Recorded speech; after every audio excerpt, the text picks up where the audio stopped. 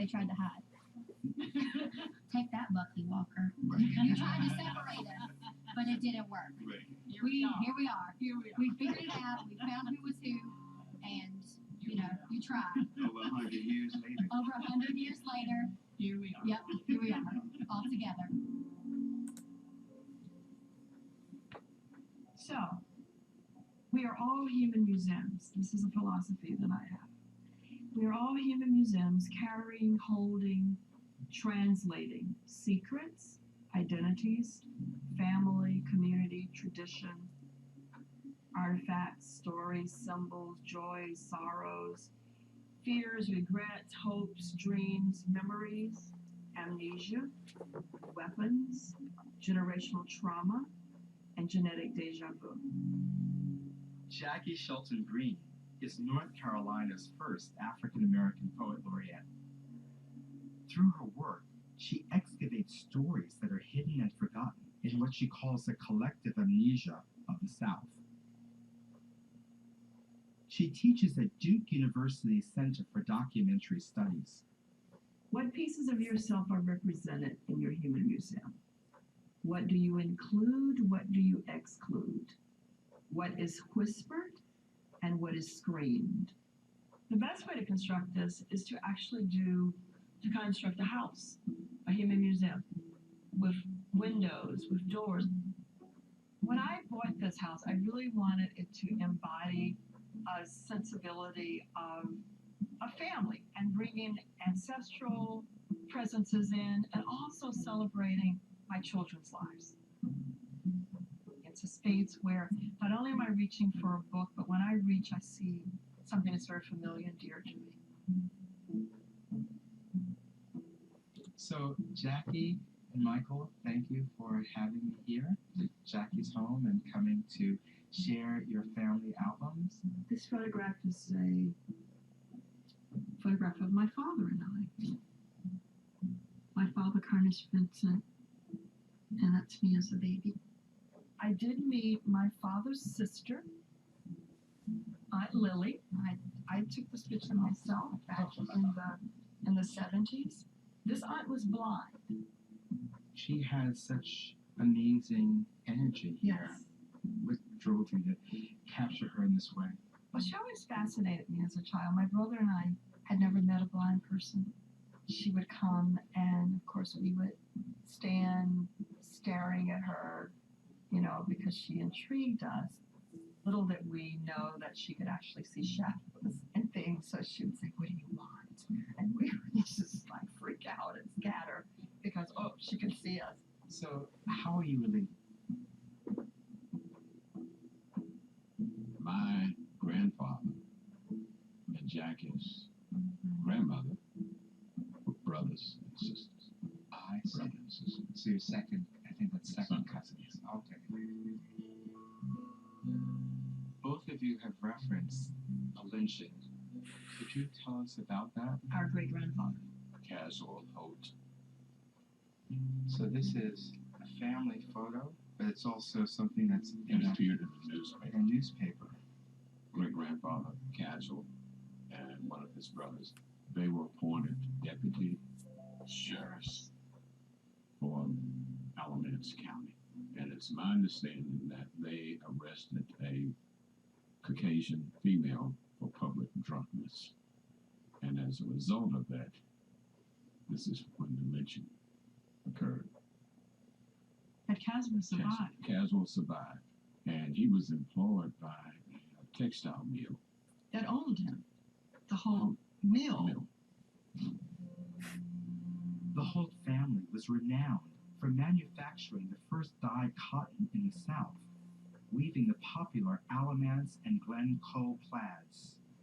Caswell Holt was born into slavery here at Oak Grove Plantation. The house, now a museum, preserves two sides of a complicated legacy. When we think about Southern culture, we're connected at the hip. You can't tell my story without telling your story. I can't tell my story without telling your story if you happen to be white. I think there's a crisis in Southern memory. I think that we all have collective amnesia. We we invited descendants of the Holt family to join us. So, what are you expecting to find, or what are you anticipating? Going in with this meeting in this particular house. I think Michael and I know what it looks like for us, but I think the question is how the other side of the Holt family will embrace this notion of us showing up in a world that has historically been occupied by them in the telling of the story. So I'm Thomas Allen Harris. Hey, I'm Jim Wood. Jim. Nice to meet Good you. to meet you. Jackie Nice Wilson. to meet you, Jackie. So who is in this photograph? This is Ian Holt.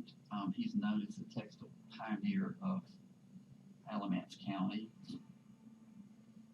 And again, he was my great-great-grandfather, and my mother and my aunt's great-great-grandfather. You organized this. How should we go through this album? Okay. Well, this is James Henry Holt Sr.'s son, James Henry Holt Jr., whom I am named after.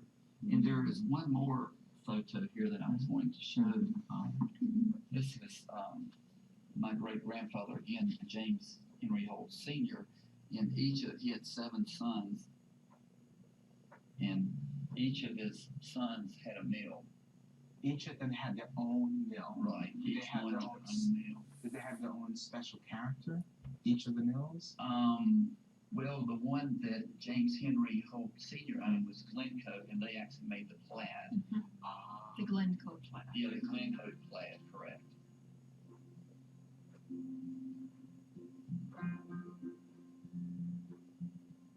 Hi, Bill. Hey Thomas, how are you? Hi, Nice thank to see you. Thanks for having us at the museum. Nice to see you again. And then we have Caswell. This is an 1859 list.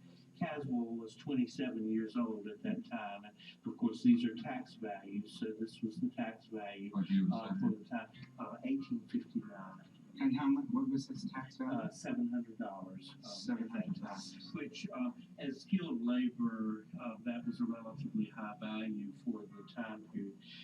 Caswell would become extremely important to the history of the county because he was appointed the first black deputy in the county during Reconstruction. He was targeted by the Klan because of that on 2 different occasions. The second occasion, he was actually shot, but he survived all of that, and he would go to finally testify before the United States Senate about Klan activities here in the local area, and that did result in the arrest of several Klan perpetrators here in the local area. Caswell Holt of Alamance County. Why is he in this exhibition? How did you decide where to put him in this exhibition? Well, we are trying to tell both the story of the Holt family who were involved with textiles, as well as we are trying to tell the story of all of the slave families who were living on this particular farm at one time too. And since Caswell in particular is so important to the history of the county, we decided that we should focus in on some of his activities as well. So for me, this is more than just a moment to look at his picture. It's far more than a moment. But to be able to say to him, thank you, like Michael was saying, that I am grateful for what I believe that I carry his DNA, that DNA of perseverance, that DNA of pushing through and standing up in who you know you are. And I think that's why he was a formidable man of color during slavery, because he stood up for who he knew he was, a human being. And that's all we can do. That's all any of us can do, is stand up in our humanness. So it is a moment. Thank you for letting me have a moment. But yeah, it's quite a moment. Thank you, Jackie. Well, it makes me feel very good to hear your story and your feelings about your ancestors too, and it really brings us a lot closer together. Right. About what you had to say. And I appreciate hearing your story and your thoughts. 2 families tied together by a common history. Remembering Caswell Holt opens the potential to add context and healing to the past. Here in Mebane, North Carolina, close to where Jackie grew up, stories and values from the past are in danger of being forgotten, as newer, younger, and